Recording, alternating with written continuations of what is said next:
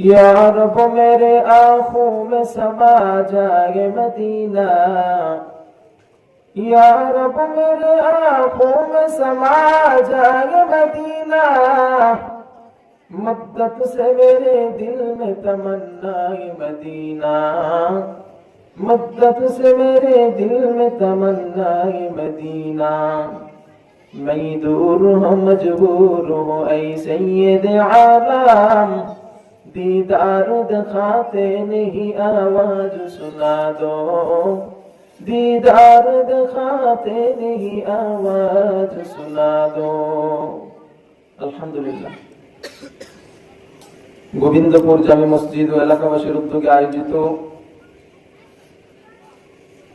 পঞ্চম বার্ষিক ইসলামী মহাসম্মেলন উপস্থিত আছেন সম্মানিত সভাপতি সাহেব, প্রধান অতিথি, বিশেষ অতিথি, দূর দূরান্ত থেকে আগত হযরত উলামায়ে কেরাম, আমার সামনে উপবিষ্ট আছেন এলাকার মুরব্বিয়ান, যুবক ভাইরা, পর্দার অন্তরালে অবস্থানরত শ্রদ্ধেয় সম্মানিত মা ও বোনেরা, রব্বুল আলামিনের দরবারে শুকর আদায় করব যে মহান রব্বুল আলামিন আমাদেরকে এই কনকনে শীতের মধ্যে শীতকে উপেক্ষা করে আরামের ঘুমকে দূরে ঠেলে দিয়ে আল্লাহ এবং তার রাসূলের মহব্বত নিয়ে সুন্দর এই মাজালিসুর রহমানে আসার বসার তৌফিক দান করেছেন। আল্লাহ রব্বুল আলামিনের দরবারে জবান খুলে কালিমাতুশ শুকর আদায় করি, সকলেই জবান খুলে পড়ি আলহামদুলিল্লাহ। আল্লাহ তাআলার অসংখ্য অগণিত নিয়ামত যে আল্লাহ তাআলা আমাদেরকে দিয়েছেন, আমাদের জীবনের শেষ দিন পর্যন্ত যদি আল্লাহ তাআলার নিয়ামতের শুকর আদায় করি, তারপরেও আল্লাহর একটা নিয়ামতের শুকর আদায় করে শেষ করা কারোর পক্ষে সম্ভব হবে না। আল্লাহ তাআলা আমাদেরকে এত দামি দামি নিয়ামত দিয়েছেন। আমরা অনেক জিনিস আছে আমরা জানি না, আমাদের অজান্তেই আমাদের হাতছাড়া হয়ে যায়।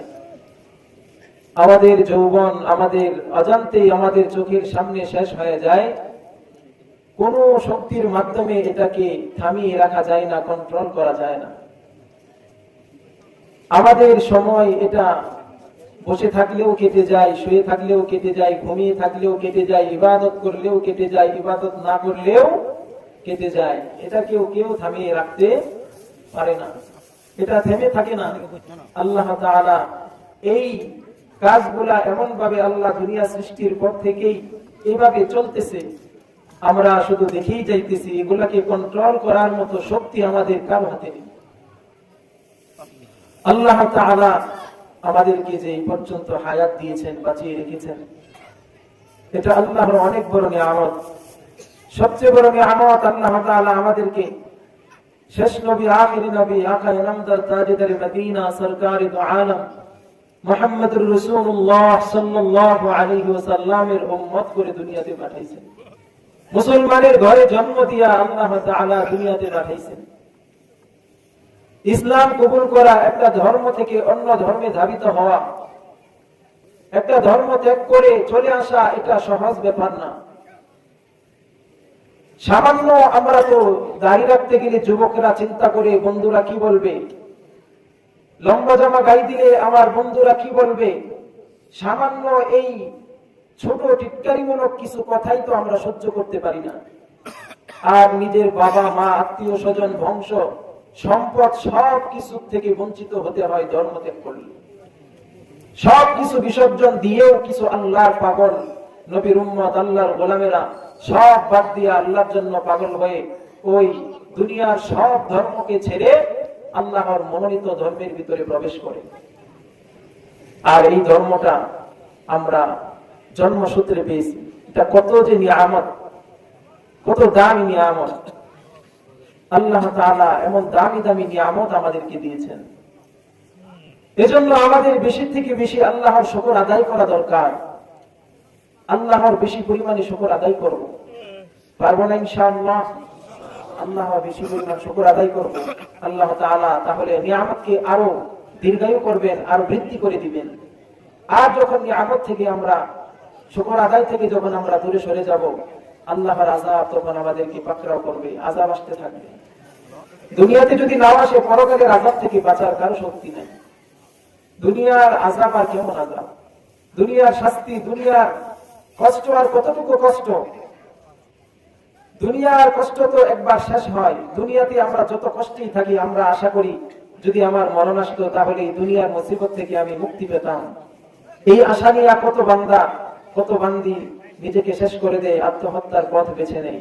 কিন্তু যাদের জ্ঞান আছে, যারা জ্ঞান যারা রাখে, আপনারা একটু বলেন তো, যারা আত্মহত্যা করে, সে যেই চিন্তা নিয়ে আত্মহত্যা করে তার চিন্তাটা সঠিক না বেঠিক? সে বেঠিক একটা চিন্তা নিয়ে দুনিয়ার মায়া ছেড়ে চলে যায়। অথচ সে যদি জানতো আমার পরকালটা হবে আসল, ওইখানে আমার যদি কষ্টের জীবন শুরু হয়, এই জীবন আর কখনো শেষ করা, শান্তি ফিরিয়ে আনা সম্ভব নয়। তো আল্লাহ তাআলা আমাদেরকে এই দামি হায়াত দিয়েছেন, এই হায়াতের কদর করতে হবে, এই হায়াতের ব্যবহার করতে হবে। এই দুনিয়ার জমিনে কোনো কিছু পাইতে গেলে, কারো কাছ থেকে কোনো কিছু আশা করতে গেলে তার প্রতি দুর্বলতা, তার প্রতি ভালোবাসা, তার প্রতি আবেগ ঘন হতে হয়। তাহলে তার কাছ থেকে কিছু আদায় করা যায়, তারও ভালোবাসা পাওয়া যায়। কাউকে আপনি কিছু দিলে আপনি তার কাছ থেকে কিছু আশা করতে পারবেন, ঠিক কিনা? কাউকে আপনি কোনোদিন কোনো কিছু দেন নাই, তার কাছে আপনি যত কিছুই আশা করেন, ওই আশাটাকে আপনার সুফল বয়ে আনবে না শুধু আশা আশাই থেকে যাবে? আশা আশাই থেকে যাবে, কোনো ফল আপনি পাবেন না। যদি ফল পাইতে চাই তাহলে তাকেও ভালোবাসতে হবে। তার কাছে আমাদের কি করতে হবে? আমি যদি দুনিয়ার লাইনেও কাউকে ভালোবাসি, তার কাছ থেকে কিছু আশা করতে পারি। আর আল্লাহ তাআলাকে যদি ভালোবাসি, আল্লাহ তাআলা আমাদেরকে ভালোবেসেই বানাইছেন। আর আল্লাহকে যদি আমরা ভালোবাসতে পারি, আপনার আমার নবী মুহাম্মদুর রাসূলুল্লাহ সাল্লাল্লাহু আলাইহি ওয়াসাল্লামকে আল্লাহ তাআলা ভালোবেসে উপাধি দিয়েছেন হাবিবুল্লাহ, যে আল্লাহ তাআলা আপনার আমার নবীকে নিজেই ভালোবেসেছেন। আর আমাদের জাতির পিতা ইব্রাহিম খলিলুল্লাহ, যিনি আল্লাহকে এত পরিমাণে ভালোবেসেছেন, উপাধি দিয়েছেন খলিলুল্লাহ, যে আল্লাহকে এত ভালোবেসেছেন। আর আমার আপনার নবীকে আল্লাহ ভালোবেসেছেন, নবীর উপাধি হয়েছে হাবিবুল্লাহ। ইব্রাহিম আলাইহিস সালাম আল্লাহকে কেমন ভালোবেসেছেন, কি পরিমাণ ভালোবেসেছেন! পরীক্ষা, কঠিন থেকে কঠিন পরীক্ষার মধ্যেও তিনি বিজয় অর্জন করেছেন, উত্তীর্ণ হয়েছেন। ইব্রাহিম আলাইহিস সালাম আল্লাহ তাআলার এমন খলিল ছিলেন, ফেরেশতা বলে, ও রব্বুল আলামিন, আমি আপনার খলিলকে একটু পরীক্ষা করতে চাই। রব্বুল আলামিন বলে, আমার খলিল এমন খলিল, ও ফেরেশতা, তুমি যদি আমার খলিলকে তুমি পরীক্ষা করতে যাও, আমার খলিলকে তুমি হারাইতে পারবা না। আমার খলিল আমাকে এমন ভালোবাসে। ইব্রাহিম আলাইহিস সালাম সন্তান জন্ম হয় না, বৃদ্ধ বয়সে সন্তান দুনিয়াতে আসছে, সন্তানের ভালোভাবে কোলেও নিতে পারে নাই, আদর করতে পারে নাই। আল্লাহ তাআলা তাকে নির্বাসনে দেওয়ার হুকুম করে দিলেন। এমন এক জায়গা যেখানে কোনো মানুষ নাই, নির্জন জায়গার মধ্যে, যেখানে কোনো খাবারও নাই, কোনো পানিরও কোনো ব্যবস্থা নাই। সন্তান যখন বাবাকে বাবা বলে ডাকতে পারে, একটু বড় হয়, আবার হুকুম হয় সন্তান তাকে জবাই করার জন্য, কুরবানি করার জন্য। ওই পরীক্ষার মধ্যেও ইব্রাহিম আলাইহিস সালামকে হারানো যায় নাই। ও ফেরেশতা, আমার খলিলকে তুমি যতই পরীক্ষা করো, আমার খলিলকে কিন্তু হারাইতে পারবা না।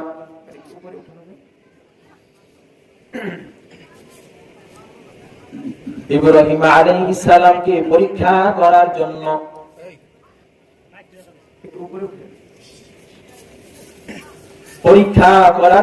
ফেরেশতা আসলো। ইব্রাহিম আলাইহিস সালাম মাঠের মধ্যে বকরি চড়াইতেছেন। মাঠের কোণারে মানুষের আকৃতি নিয়ে ফেরেশতা ডাক দিয়া বলতেছে, আমার রবের নাম নেই। আমার রবের নাম নিয়েছে, যখন জবান থেকে বলেছে আল্লাহ,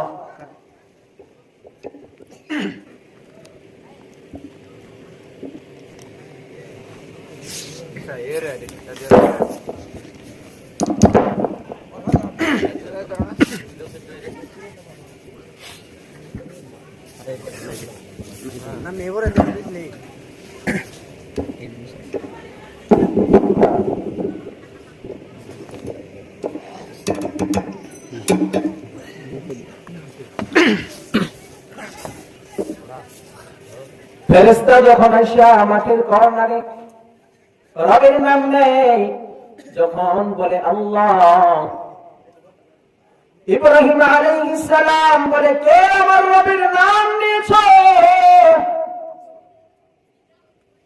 মানুষের আকৃতিতে হাজির হন ফেরেশতা বলে, আমি নিয়েছি।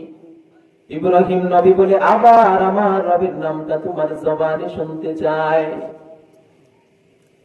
ওই লোক বলে, আমি আর নিতে চাই না। ইব্রাহিম নবী বলেন, আবার নাও। ওই লোক বলে, আমি যদি আবার নেই, আমার তাতে কি লাভ?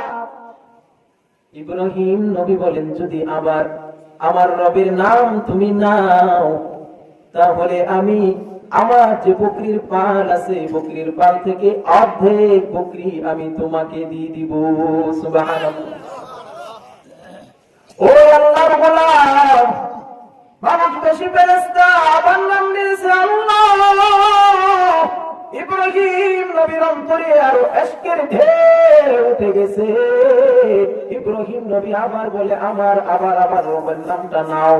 বলে, আবার যদি নাও, বাকি যে বকরিগুলো আছে সব বকরিগুলো আমি তোমাকে দিয়ে দিব। আবার যখন নেই বলে, যখন আল্লাহ, ইব্রাহিম নবী তো পাগল করা হয়ে যায়। বলে, আবার আমার রবের নাম নাও। বলে, আপনি এখন আমাকে কি দিবেন? যা দেওয়ার ছিল সব বকরি তো আমাকে দিয়ে দিয়েছেন, এখন আপনি কি দিবেন? ইব্রাহিম নবী বলে, আমি আমার রবকে কত ভালোবাসি তুমি জানো না। তোমার বকরিগুলা পালার জন্য একটা রাখালের প্রয়োজন হবে। আবার যদি আমার রবের নাম নাও, তাহলে আমি তোমার ওই বকরিগুলা চিরদিনের জন্য রাখাল হয়ে যাব। সুবহানাল্লাহ। কেমন ভালোবাসা থাকলে এমন ত্যাগ, এমন জবান থেকে কথা আসতে পারে, এমন কথা উচ্চারণ হয়। শুধু সম্পদ দেয় নাই, নিজেকেও সঁপে দিয়েছেন কার ভালোবাসায়? আল্লাহর ভালোবাসায়। আল্লাহ তাআলা বলেন, কুল ইন কুনতুম তুহিব্বুনাল্লাহা ফাত্তাবিউনি ইউহিব্বুকুমুল্লাহ ওয়া ইয়াগফির লাকুম যুনুবাকুম আল্লাহু গফুরুর রহিম। আল্লাহু আকবার।